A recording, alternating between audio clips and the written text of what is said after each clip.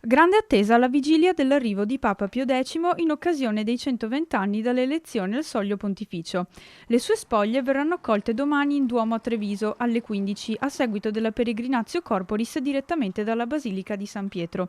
Sono previste modifiche alla viabilità e restrizioni in tutta l'area di Piazza Duomo, coinvolte anche Borgo Cavour e Viale Dalviano.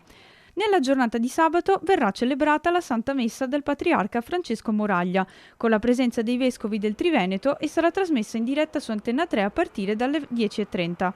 Nel pomeriggio le sue spoglie saranno condotte a Riese nel santuario della Madonna delle Cendrole.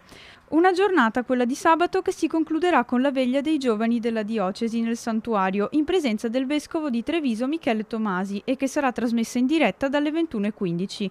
Da domenica 7 a sabato 14 inizierà la settimana in cui per chiunque sarà possibile far visita al Pontefice. È prevista anche una fiaccolata lungo il sentiero che porta il suo nome martedì 10 ottobre. Un altro momento di emozione che vi trasmetteremo in diretta sempre dalle 21:15.